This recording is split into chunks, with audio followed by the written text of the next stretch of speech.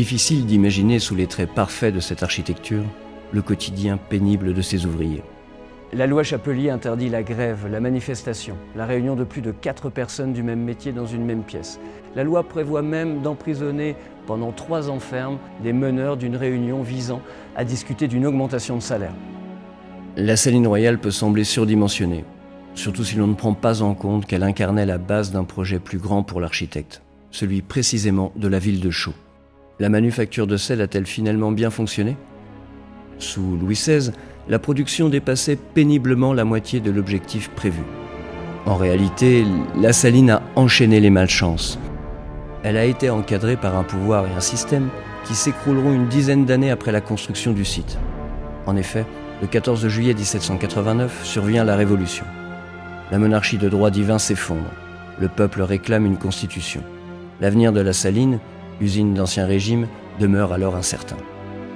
Une autre révolution, sans les armes cette fois, va la rendre quelque peu obsolète, l'ère industrielle.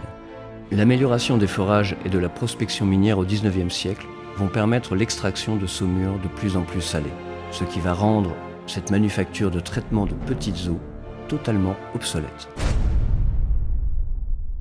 Et ce fameux sel, pour qui était-il produit ?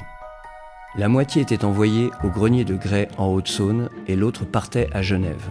Mais à partir du deuxième tiers du XIXe siècle, les industries suisses seront en mesure de produire elles-mêmes le sel dont les cantons avaient besoin.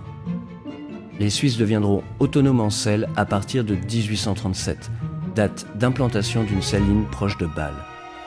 La Saline Royale n'a donc pas été un succès industriel, même si on ne peut pas réellement parler d'échec total. Le sel incarnait aussi l'or blanc, destiné à remplir les caisses de l'État. Si la gabelle comptait indéniablement parmi les impôts les plus impopulaires, elle n'écrasait pas tous les habitants du royaume de France de la même façon. Les Bretons, par exemple, pouvaient acheter du sel 23 fois moins cher que leurs voisins du Maine. Les Franc-Comtois, quant à eux, achetaient leur sel près de 4 fois moins cher que les Bourguignons, qui n'en produisaient pas. La gabelle ne s'applique durement que sur les territoires à moins de 300 km de Paris. Cette injustice fiscale va considérablement encourager la contrebande. Le marché parallèle du sel alimentait près de la moitié de la consommation de sel de la France de l'Ancien Régime.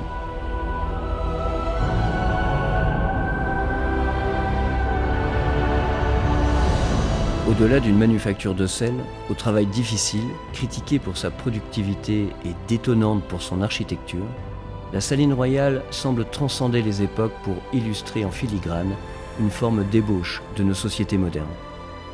Idéaliste ou visionnaire, Ledoux nous laisse en héritage le dessin inachevé de grands idéaux. Un lieu où les portes ne se sont jamais vraiment fermées, où le temps ne s'est jamais arrêté. À très vite pour un nouveau numéro de Toute une époque.